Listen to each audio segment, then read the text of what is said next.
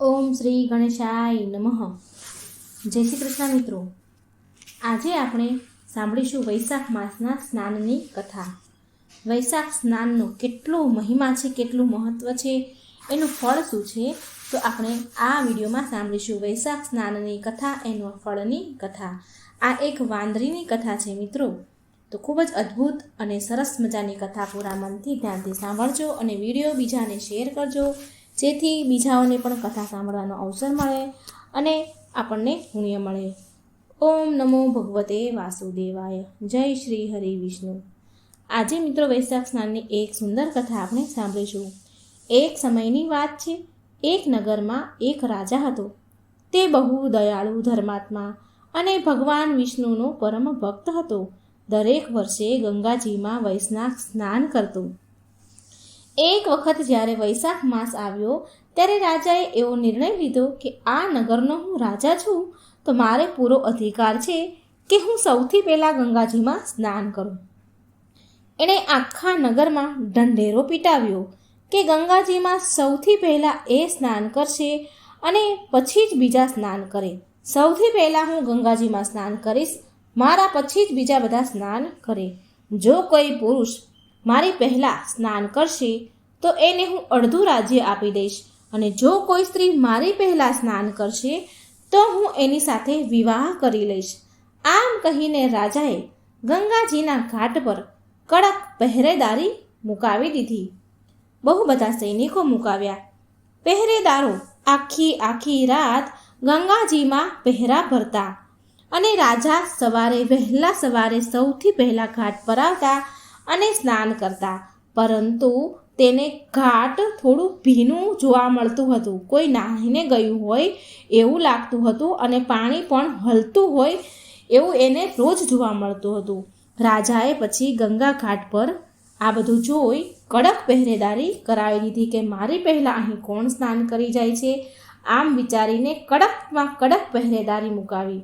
પરંતુ રોજ ફરી આવું જ થતું હતું, કારણ કે ઘાટના કિનારે ઝાડ પર એક વાંદરી રહેતી હતી જે રોજ સવારે સૌથી પહેલાં ગંગાજીમાં સ્નાન કરતી હતી, અને તેના પાછળના જન્મના કુકર્મથી તેને આ જન્મમાં વાંદરીનો અવતાર મળ્યો હતો. અને એનો પાછળનો જન્મ એને યાદ હતો. એ ભગવાન વિષ્ણુની ભક્ત હતી, માટે વૈશાખ સ્નાન કરવા માટે રોજ ગંગાજીમાં આવતી હતી. અને જોતામાં વૈશાખ માસ પૂરો થવા આવ્યો. એક દિવસ એક સિપાહીએ વાંદરીને વહેલી સવારે ગંગાજીમાં સ્નાન કરીને બહાર નીકળતા જોઈ અને તેને પકડી લીધી, પિંજરામાં પૂરી દીધી. અને પછી ત્યાં રાજા આવ્યા. પછી સૈનિકોએ કહ્યું કે આ વાંદરી તમારી પહેલાં અહીં સ્નાન કરી જાય છે. વાંદરીને જોઈને રાજાને આશ્ચર્ય થયું. ત્યારે વાંદરીએ મનુષ્યની ભાષામાં બધી જ વાત કહી. હવે જેવો રાજાએ નિયમ લીધો હતો, જેવો ઢંઢેરો પીટાવ્યો હતો, વચન આપ્યું હતું પ્રજાને, એ પ્રમાણે તેણે વાંદરી સાથે લગ્ન કર્યા હતા. તેને એવું કહ્યું હતું કે જે મારી પહેલાં સ્ત્રી કોઈ સ્નાન કરશે તો હું એમની સાથે વિવાહ કરીશ. હવે વાંદરી પણ એક સ્ત્રી જાત જ છે. તો રાજાએ એના કહેવા મુજબ વાંદરી સાથે લગ્ન કરી લીધા. વાંદરીને એ ખબર હતી કે તેના વૈશાખ સ્નાનના ફળ સ્વરૂપ તેને રાણી તે બની છે. તેને આ રાણી બનવાનું ફળ મળ્યું છે. રાજાએ વાંદરીને પત્ની બનાવીને તેનો પતિ ધર્મ નિભાવ્યો હતો. રાજાને બહુ બધી રાણીઓ હતી જે વાંદરીનો મજાક ઉડાડતી હતી. દેવ યોગથી એકવાર વાંદરી ગર્ભવતી થઈ અને ધીરે ધીરે એને 9 મહિનાનો સમય વીતતો ગયો અને બાળક થવાનો પ્રસૂતિનો સમય નજીક આવ્યો. તો એક વખત વાંદરીએ રાજાને પૂછ્યું કે જ્યારે મારે બાળક થવાનો સમય આવશે, મારે પ્રસૂતિનો સમય આવશે, તો તમને હું કેવી રીતે જાણ કરીશ? કારણ કે બધી જ રાણીઓના કક્ષ જુદા જુદા હોય. હવે વાંદરીને જ્યારે પ્રસૂતિનો સમય આવે તો એને રાજાને આવો સવાલ કર્યો કે હું તમને જાણ કેવી રીતે કરીશ? તો રાજાએ વાંદરીના રૂમમાં એક ઘંટડી મુકાવી દીધી અને બોલ્યા કે જ્યારે તને પ્રસૂતિની પીડા થવા લાગે તો આ ઘંટડી વગાડજે, હું તરત જ દોડીને આવી જઈશ. પછી ત્યાં બીજી રાણીઓ આવી તો એણે આ ઘંટડી જોઈ. તો એ બીજી રાણીઓએ પૂછવા લાગી કે આ ઘંટડી કેમ લગાવી છે? તો આ વાંદરી રાણી બોલી કે બધી જ વાત કહી દીધી એને, જે રાજા અને વાંદરી સાથે થઈ હતી. રાણીઓ તો એ વાંદરી પર હસવા લાગી અને બોલી કે જરા વગાડીને તો જો કે રાજા આવે છે કે નહીં. આવી રીતે વાંદરીને કહ્યું, પણ વાંદરી તો બિચારી ભોળી હતી. તો વાંદરીએ ઘંટડી વગાડી તો રાજા દોડતો દોડતો ત્યાં આવ્યો અને પૂછવા લાગ્યો વાંદરીને કે શું તને પ્રસૂતિની પીડા થઈ છે, દર્દ થઈ રહ્યું છે, દુખાવો થાય છે? તો વાંદરી બોલી કે ના, હું તો જોઈ રહી હતી કે તમે આ ઘંટડી વગાડો તો આવો છો કે નહીં. આ સાંભળીને રાજાને બહુ ક્રોધ આવ્યો અને તેણે ગુસ્સામાં ઘંટડી ઉતારી દીધી. અને એક સમયે પછી થોડા દિવસ થયા તો એક સમયે વાંદરીને બહુ દુખાવો થયો, પ્રસૂતિની પીડા થવા લાગી. પ્રસૂતિનો સમય નજીક આવ્યો તો બીજી રાણીઓ ત્યાં વાંદરી પાસે આવી અને કહે છે કે તું આંખે પાટો બાંધી દે અને સૂઈ જા, આનાથી તને દુખાવો નહીં થાય. વૈશાખ માસના પુણ્યના પ્રભાવથી વાંદરીએ બહુ સુંદર બાળકને જન્મ આપ્યો અને આ બધું આ રાણીઓએ જોયું. રાણીઓ ત્યાં જ ઊભી હતી. હવે આ બાળકને જોઈને બધી રાણીઓને એક પુત્ર જન્મ આપ્યો હતો, એક છોકરાને મનુષ્ય અવતારમાં જન્મ આપ્યો હતો. તો આ બાળકને જોઈને બીજી વધારાની જે બધી રાણીઓ હતી તેને બહુ ઈર્ષ્યા આવી, એને ઝેર આવ્યું, કેમ કે એ રાણીઓને કોઈ સંતાન હતા જ નહીં. અને એવું વિચારવા લાગી એ રાણીઓ કે હવે આ બાળક રાજકુમાર બનશે અને આ વાંદરી રાણી તો રાજમાતા બની જશે. આમ વિચારીને બધી જ રાણીઓએ એક યોજના બનાવી. વાંદરીની આંખે તો પાટો બાંધ્યો હતો તો એને તો ખબર જ નથી કે શું નાનું આવ્યું. એટલે આ રાણીઓએ યોજના બનાવી કે વાંદરીના બચ્ચાને એક કપડામાં લપેટીને બહાર લઈ ગઈ એક રાણી અને એક દાસીને એ બાળક સોંપી દીધું અને બોલી કે આ બચ્ચાને નદીમાં વહાવી દે. દાસીને આમ કહી મોકલી દીધી. રાણીએ આમ કહીને એને મોકલી દીધી અને વાંદરીની બાજુમાં રહેલું જે પારણું હતું એમાં એક મોટો પથ્થર મૂકી દીધો. વાંદરીની આંખે પાટો હતો એટલે એ તો કંઈ જાણતી હતી નહીં, એને કંઈ જ ખબર હતી નહીં. અને થોડી વાર પછી જ્યારે વાંદરી ભાનમાં આવી તો એણે એ ઝૂલામાં પથ્થર જોયો. થોડી વાર પછી જ્યારે રાજા વાંદરી પાસે આવ્યો અને પૂછે છે કે શું જન્મ્યું છે, શું નાનું થયું વાંદરીને, આ રાણીને. તો રાણીઓ બોલી કે આ વાંદરીને તો એક પથ્થર જન્મ્યો છે. આ નાની રાણીએ પથ્થરને જન્મ આપ્યો છે. આ વિચારીને આ જોઈને રાજા દુઃખી થયા. આ પથ્થર જોઈને રાજા વિચાર કરવા લાગ્યા કે જ્યારે મારી બીજી અન્ય રાણીઓને બાળક નથી થયા તો આ વાંદરીને બાળક કેવી રીતે થાય. આમ કહી રાજા અત્યંત દુઃખી થયા. હવે આ બાજુ જ્યારે પેલી દાસી વાંદરીના બચ્ચાને લઈને એના દીકરાને લઈને નદીમાં વહાવા જાય છે, પણ દાસીએ જોયું કે નદીના કિનારે એક કુંભાર માટલા ઘડી રહ્યો છે. એ દાસીથી એ વાંદરીના પુત્રને નદીમાં વહાવવાની હિંમત ન થઈ, એનાથી એ કામ ન થયું. તો એણે ત્યાં કિનારા પાસે એક કુંભારને જોયો જે માટીના ઘડા વાસણ બનાવી રહ્યો હતો. તો એ દાસીએ ધીમે પગલે ધીમે છુપાઈને એ બાળકને એક કુંભારને ખબર ન પડે એમ માટીના એક મોટા તગારા જેવું હતું, કંઈ વાસણ હતું, એમાં એણે મૂકી દીધો અને ત્યાંથી ધીમે પગલે ચાલી ગઈ.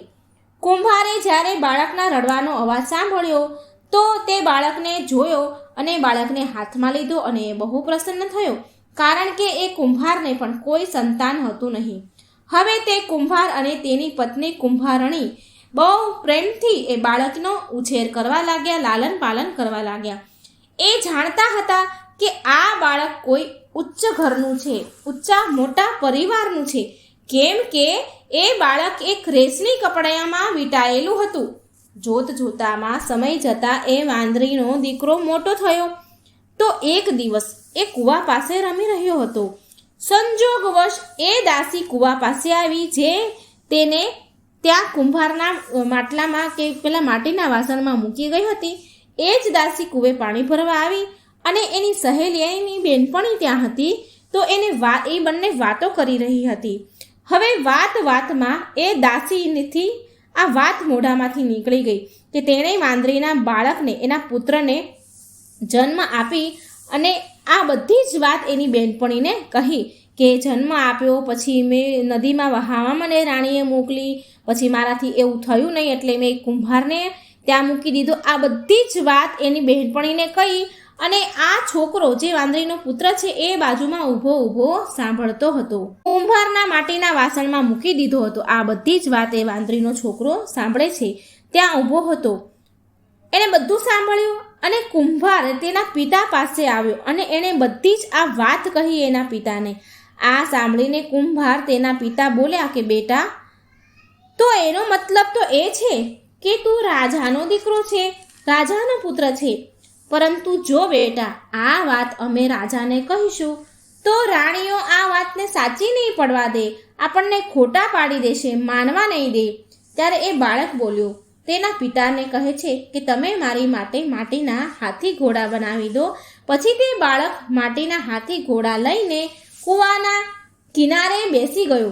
જ્યારે રાજમહેલની દાસીઓ પાણી ભરવા કૂવે આવી તો એ વાંદરીનો પુત્ર બોલ્યો કે મારા હાથી ઘોડાને પાણી પીવડાવી દો. ત્યારે દાસીઓ બોલી કે મૂર્ખ બાળક, શું માટીના હાથી ઘોડા કંઈ પાણી પીવે ખરી? તો એ બાળક બોલ્યો કે જો રાજાએ એવું માની લીધું કે વાંદરીએ એક બચ્ચાને નહીં પણ એક પથ્થરને જન્મ આપ્યો છે તો માટીના હાથી ઘોડા પણ પાણી પી શકે છે ને? દાસીઓએ આ વાત જઈને રાજાને કહી. આ સાંભળીને રાજાને બહુ આશ્ચર્ય થયું. તેણે વાંદરીને પૂછ્યું તો એ વાંદરી રાણી બોલી કે મને કંઈ ખબર નથી મહારાજ, મારી આંખો ઉપર પાટો બાંધેલો હતો. તો રાજાએ એની બીજી રાણીઓને પૂછ્યું. રાજાને એની રાણી ઉપર બહુ વિશ્વાસ હતો, બહુ પ્રેમ હતો. તો એની બીજી રાણીઓને પૂછ્યું તો આ રાણીઓ તો અદેખી જ હતી, એને તો ઈર્ષા હતી. એટલે એ બોલી કે ના મહારાજ, અમે તો વાંદરીને પથ્થરને જન્મ આપતા જ જોયો છે.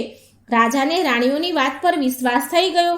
રાજાએ કુંભાર અને તેના દીકરાને રાજ્યમાંથી બહાર કાઢી મૂક્યા. હવે એ કુંભાર અને એનો દીકરો, એનો પરિવાર જંગલમાં એક ઝૂંપડી બનાવીને રહેવા લાગ્યા. એક દિવસ એ બાળકે, વાંદરીના દીકરાએ યોજના બનાવી. એ છોકરાએ માટીના ઘડામાં પાણી ભરીને એક ઝાડ ઉપર બેસી ગયો. ઝાડ નીચે અગ્નિ સળગાવી, અગ્નિ પ્રગટાવી અને ઝાડ ઉપર પાણીનું માટલું લઈને ત્યાં બેસી ગયો. ત્યાં જંગલમાં થોડી છોકરીઓ રમી રહી હતી. એના છેવડી એ છોકરીઓ રમી રહી હતી. ત્યાં ઝાડના લાકડા કાપવા આવી હતી. એ છોકરીઓ ઝાડના લાકડા કાપી રહી હતી અને ખૂબ ગરમી હતી તો એને બહુ તરસ લાગી.